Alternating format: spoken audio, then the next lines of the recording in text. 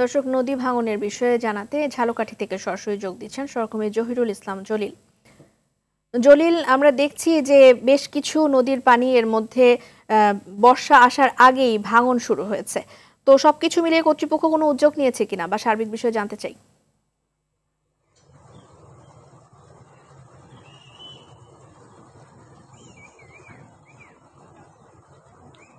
রেদওয়ানা যেমনটি জানতে চেয়েছিলেন, ঝালকাঠি জেলা 4টি উপজেলা নিয়ে গঠিত ঝালকাঠি জেলা। তবে ঝালকাঠি জেলাটা পুরো জেলাটাই কিন্তু নদী বেষ্টিত।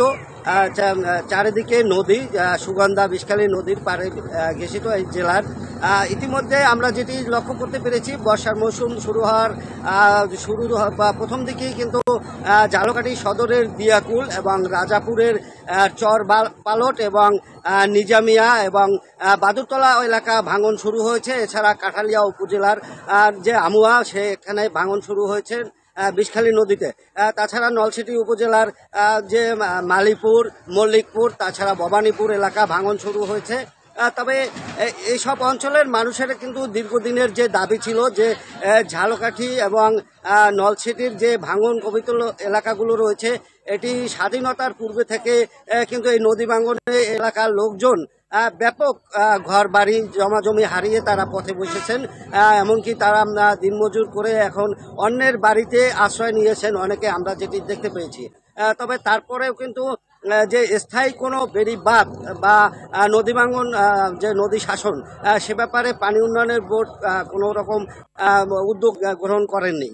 তবে এলাকার মানুষের শুধু একটি দাবি যে জিও ব্যাগ বা ফালা এবং যে নদীর পাড়ে দেয়া, এগুলো থেকে বিরত থেকে যদি স্থায়ী বাঁধ দেওয়া হয়, সেই স্থায়ী বাঁধগুলো দিলে পরে যে নদী ভাঙন রোধ হবে, সাধারণ মানুষের যে জমি জমা প্রতিনিয়ত হারাচ্ছেন তার থেকে তারা পরিত্রাণ পাবেন। তবে আমরা যেটি লক্ষ্য করতে পেরেছি যে দিয়াকুল এলাকায় কিন্তু যে ভাঙন শুরু হয়েছে, সেই ভাঙনে 3 কিলোমিটার যে বেড়িবাঁধ, নদী রক্ষার যে বেড়িবাঁধ, সেই বেড়িবাঁধটিও ভেঙে গেছে। ওখানে লোকজন যে বন্যা আসতেছে এতে আতঙ্কিত হয়ে পড়েছে যে তারা এই বন্যায় কিভাবে তারা থাকবেন, এলাকা প্লাবিত হয়ে যায়। তবে আমরা পানি উন্নয়ন বোর্ডের সাথে কথা বলেছি। পানি উন্নয়ন বোর্ড বলছেন 7টি পয়েন্টে ইতিমধ্যে কাজ শুরু করেছেন। বাকি যে কাজগুলো আছে তারা সার্ভে করে কর্তৃপক্ষ কিছু উদ্যোগ নেবেন খুব শীঘ্রই, তেমনটাই আশা করছি আমরা। ধন্যবাদ জলিল আমাদের সাথে যুক্ত হবার জন্য।